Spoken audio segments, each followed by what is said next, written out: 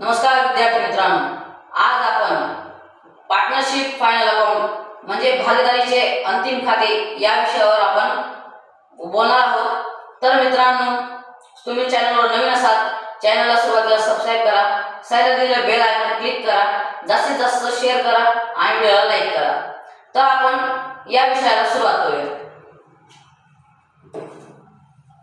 मित्रांनो, भागीदारीचे अंतिम खाते पार्टनरशिप फायनल अकाउंट याच्यामध्ये काही घटक येत असतात। ते काही घटक पुढीलप्रमाणे।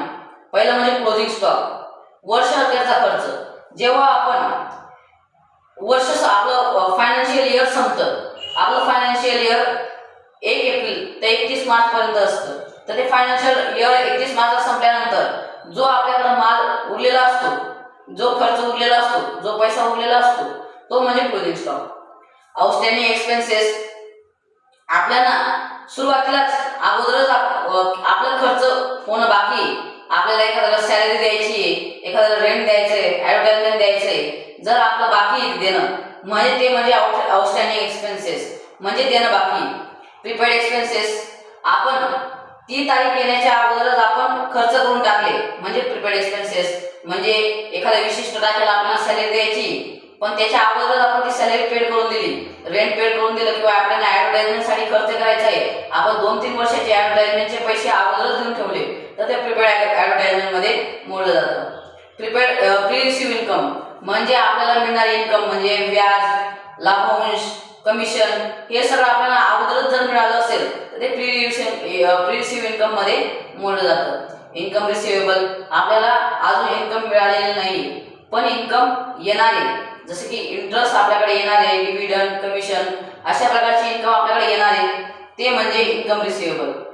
बॅड डेट्स, आपण एखाद्याला पैसे दिले, ते पैसे त्याने पूर्ण केले आपल्याला दिले नाही म्हणजे त्या बॅड डेट्स म्हणजे ते पैसे बुडीत झाले। आता मी एखाद्या व्यक्तीला, ए नावाच्या व्यक्तीला 100 रुपये दिले, त्याने ते पैसे मला परत नाही केले, तर ते 100 रुपये माझे बॅड डेट झाले, म्हणजे ते पैसे मला मिळालेले नाही, म्हणून ते बॅड डेट्स या कॅटेगरीमध्ये मोडलं जाईल। प्रोव्हिजन फॉर डाउटफुल डेट्स, संशयित पैसे, म्हणजे एखाद्याला आपण पैसे दिलेले, आपल्याला माहिती की ते पैसे येणार नाहीये, तर ते प्रोव्हिजन फॉर डाउटफुल डेट्स म्हणजे की आपल्याला माहिती आहे पण आपण अजून त्याची नोंद करू शकत नाही। Discount on debtors on creditors, आपलं धनको आणि ऋणको म्हणजे आपल्याला पैसे येणार आहेत तर त्याच्यावर आपण डिस्काउंट दिलं म्हणजे आपला लॉस होतो, म्हणजे आपल्याला पैसे मिळणार आहेत, म्हणजे आपल्याला समजा 100 रुपये मिळणार आहेत, आपण जर त्याच्यावर 20 रुपये डिस्काउंट दिला तर आपल्याला 80 रुपये मिळतील फक्त, म्हणजे आपल्याला 20 रुपयाचा लॉस झाला, तर त्याच्यावर आपण डिस्काउंट। क्रेडिटर्स, आपल्याला द्यायचे 100 रुपये, आपल्याला त्याच्यावर 20 रुपये डिस्काउंट मिळालं म्हणजे आपल्याला फक्त आता 80 रुपये द्यावं लागतील, म्हणजे आपल्याला 20 रुपीज प्रॉफिट झाला। त्याच्यावर डिस्काउंट डेटर्स आणि डिस्काउंट क्रेडिटर या कॅटेगरीमध्ये जातं। डेटर्स म्हणजे धनको। डेटर्स हे हा असा प्रकार आहे, आपण एखाद्याकडनं आपल्याकडनं एखाद्याने माल घेतला, त्याने आपल्याला पैसे दिले नाही पण येणार पैसे, म्हणून ते डेटर्स या कॅटेगरीमध्ये जाते। क्रेडिटर्स, आपण एखाद्याकडनं माल घेतला, आपल्याला त्याला पैसे द्यायचे बाकी आहेत, म्हणजे आपण त्याचे क्रेडिटर्स आहोत, आपण त्याचे डेटर्स आहोत आणि ते आपले क्रेडिटर्स आहेत, म्हणजे आपल्याला त्याचे पैसे द्यावे लागणार आहेत। डेप्रिसिएशन म्हणजे घसारा, एखादी ॲसेट आहे आपल्याकडे, जसे की machinery, land and buildings, stocks, यांच्यावर डेप्रिसिएशन लागत असतं, म्हणजे घसारा वर्षानुवर्षे त्यांच्यावर किती टक्के घसारा होत असतो, ते डेप्रिसिएशन कॅटेगरीमध्ये मोडलं जातं। Interest on capital, loan and drive, ते आपण कॅपिटल अकाउंटच्या याच्यामध्ये आपण बघितलं कॅपिटलवर इंटरेस्ट मिळतं, एखाद्याला लोन घेतलं असतं त्याच्यावर loan, drivings. Interest on investment, आपण एखादी इन्व्हेस्टमेंट केलेली आहे, त्याच्यामध्ये एखादे पैसे गुंतवलेले आहेत, त्याच्यावर जर आपल्याला इन्व्हेस्टमेंटवर इंटरेस्ट मिळत असेल तर तो आपला प्रॉफिट आहे, ते पण त्याच्यात घेतलं जाईल। गुड डिस्ट्रॉय बाय फायर, आपल्या व्यवसायातील माल जळाला म्हणजे गुड डिस्ट्रॉय बाय फायर, तो जर इन्शुअर असेल म्हणजे त्याचा विमा काढलेला असेल, किंवा अनइन्शुअर म्हणजे त्याचा विमा नाही काढलेला असेल, ते सुद्धा आपण फायनल अकाउंटमध्ये मोडलं जातं। गुड स्टोलन म्हणजे आपला व्यवसायातील माल चोरीला गेला, ते सुद्धा फायनल अकाउंटमध्ये येतं। Good distributed at free sample, म्हणजे आपला माल आपण ॲडव्हर्टाइजमेंटसाठी वाटप केला ते सुद्धा फायनल अकाउंटमध्ये येतं. गुड्स विड्रॉ बाय पार्टनर्स, म्हणजे एक प्रकारचे ड्राविंग्स, ते सुद्धा फायनल अकाउंटमध्ये येतं. तर मित्रांनो, आपण पुढे बघूयात की फायनल अकाउंटचे टप्पे कसे असतात. तर मित्रांनो, सुरुवातीला आपण आपल्याला बघितलं असेल, सुरुवातीला आपल्याला जर्नल एंट्री असते. जर्नल एंट्री पासून लेजर तयार होतं.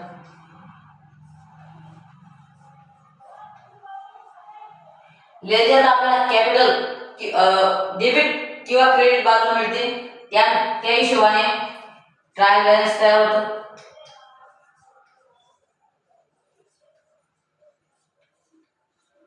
आणि मग शेवट ट्रायल बॅलन्स वरनं आपल्याला final account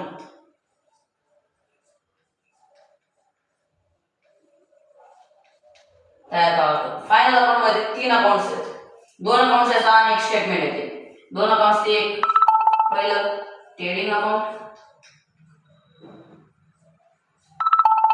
second profit and loss account आणि लास्ट म्हणजे बॅलन्स शीट.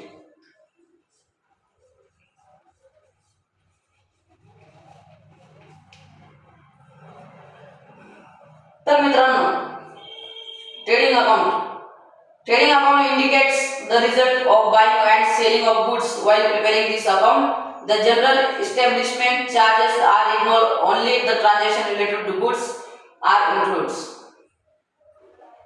व्यापार खाते हे खरेदी आणि विक्री व्यवहारांचे परिणाम दर्शवते. हे खाते तयार करताना सामान्य अस्थापन खर्चाचा विचार करण्यात येत नाही. यामध्ये केवळ वस्तूंशी संबंधित रिलेटेड टू गुड्स व्यवहारांचा समावेश होतो. मित्रांनो, ट्रेडिंग अकाउंट, जेव्हा आपण ट्रेडिंग अकाउंट बनवतो, ट्रेडिंग अकाउंट मध्ये direct expenses and direct income याचा समावेश होतो. म्हणजे अशा प्रकारचे इन्कम किंवा एक्सपेन्सेस की ते फक्त वस्तूच्या उत्पादनाशी संबंधित असतं, जसे की परचेस, सेल्स, हे त्याच्यात मोडले जातात. उदाहरणार्थ मॅन्युफॅक्चरिंग एक्सपेन्सेस किंवा वेजेस, भाडे, अशा गोष्टींचा समावेश ट्रेडिंग अकाउंटमध्ये होत असतो. आणि प्रॉफिट अँड लॉस अकाउंटमध्ये इनडायरेक्ट एक्सपेन्सेस अँड इन्कम, म्हणजे अप्रत्यक्ष खर्च किंवा उत्पन्न याचा समावेश प्रॉफिट अँड लॉस अकाउंट मध्ये होत असतं. प्रॉफिट अँड लॉस अकाउंट मध्ये अशा खर्च घेतला जातो की तो उत्पादनाशी संबंधित नाही, तो फक्त आपल्या व्यवसायाशी, ऑफिसशी रिलेटेड असतो. असा खर्च आपण प्रॉफिट अँड लॉस अकाउंट मध्ये घेतला जातो. आणि balance sheet, profit and loss अकाउंटची व्याख्या मी तुम्हाला सांगतो मित्रांनो. Profit and loss account is an account into which all gains and losses are considered in order ascertain the excess of gain or the losses vice versa. तर मित्रांनो, नफा तोटा खाते हे असे खाते आहे ज्यामध्ये व्यवसाय संस्थेला होणाऱ्या नफा तोट्याची माहिती प्राप्त करून घेण्यासाठी उत्पन्न आणि हानीच्या उत्पादनांचा विचार केला जातो. तर प्रॉफिट अँड लॉस अकाउंट असे खाते ज्याच्यामध्ये व्यवसायातील नफा आणि तोटा याचा विचार केला जातो. आणि शेवटचं म्हणजे बॅलन्स शीट.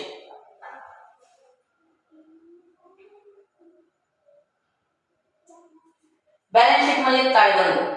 ताळेबंद हे एका विशिष्ट तारखेला व्यवसायाची वित्तीय स्थिती दर्शवणारे विवरण आहे. सर्व प्रकारची देयता ताळेबंदाच्या डाव्या बाजूला तर सर्व प्रकारची संपत्ती उजव्या बाजूला दर्शविली जाते. ताळेबंद खाते नसून व्यवसायाची वित्तीय स्थिती दर्शवणारे वितरण आहे. हे व्यवसायाची संपत्ती व देयता दर्शवते. तर बॅलन्स शीट हे अशा प्रकारचे स्टेटमेंट आहे की त्याच्या डेबिट साइडला लायबिलिटीज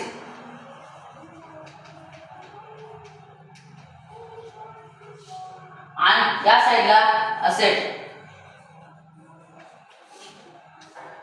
म्हणजे बॅलन्स शीटच्या डाव्या बाजूला लायबिलिटीज म्हणजे आपल्या ज्या व्यवसायाच्या जबाबदाऱ्या आहेत, जसे की कर्ज, आपले कॅपिटल, आपलं कर्ज रोखे, वगैरे या प्रकारचे सर्व लायबिलिटीज मध्ये दिले जातात। आणि ऍसेट मध्ये आपण मशिनरी, आपले लँड अँड बिल्डिंग्स वगैरे जितके आपली मालमत्ता आहे ती सर्व ऍसेट मध्ये दिली जाते।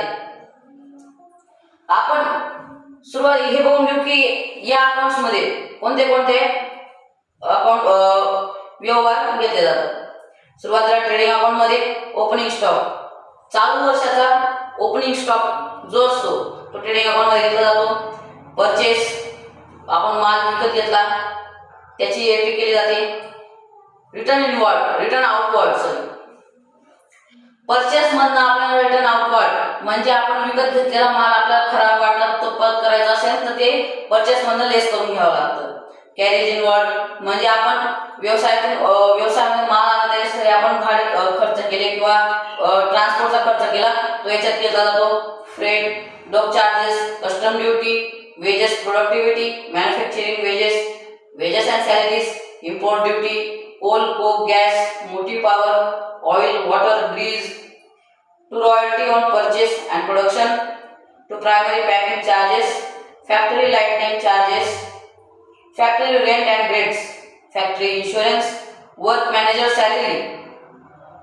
आणि क्रेडिट साइडला बाय सेल्स, रिटर्न इनवर्ड म्हणजे आपण विकलेला माल आपल्याला परत आला तर त्याची एंट्री सेल्स मधून लेस केली जाते।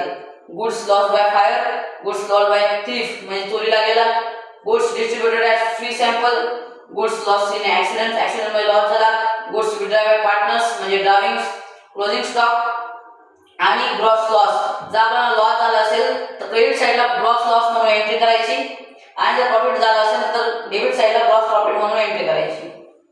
आणि प्रॉफिट अँड लॉस अकाउंट मध्ये आपल्याला salaries and wedges, rent and rates, insurance, electricity, lighting, telephone, printing and stationery, traveling expenses of salesman, depreciation of asset, loading charges, audit fees, entertainment expenses, repairs, renewals, maintenance, interest on loan, sundry miscellaneous expenses, conveyance, loss by fire, loss by thief, loss in accident, goods distributed as free sample, commission allow किंवा given, commission मिळालं किंवा दिलं त्याची entry सुद्धा याच्यात केली जाते। Discount दिलं तेव्हा allowance, advertisement, carriage outward, sale charges, bad debts, export duty, taxes, general expenses, trade expenses, legal charges, professional charges, bank charges, solicitor fees, secondary packing charges, loss on sale of fixed asset, net profit। जर आपल्याला profit झाला असेल तर net profit म्हणून entry करायची, त्याला capital किंवा current account मध्ये ट्रान्सफर करायचं।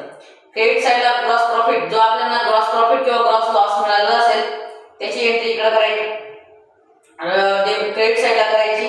Commission receive, discount receive, interest receive, dividend receive, rent receive, sundry miscellaneous expenses, profit on sales of asset, जर आपण विकलेली ॲसेट असेल त्याच्यावर आपल्याला प्रॉफिट मिळालं त्याची एंट्री करायची। नेट लॉस, जर आपल्याला लॉस झाला तर त्याची एंट्री प्रॉफिट अँड लॉस अकाउंटच्या क्रेडिट साइडला करायची आणि त्याची दुसरा इफेक्ट पार्टनर्स कॅपिटल अकाउंट किंवा पार्टनर्स करंट अकाउंटला द्यायचं। आणि शेवटचं म्हणजे बॅलन्स शीट।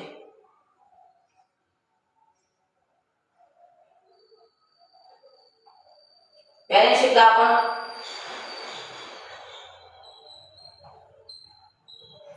सुरुवातीला लायबिलिटी साइडला कॅपिटल अकाउंट किंवा पार्टनर्स करंट अकाउंटचं बॅलन्स दिलं असेल तर partners current account, general reserve, profit and loss account, loan on mortgage, bank loan from partner, bills payable, bank overdraft, sundry creditors, discount creditors,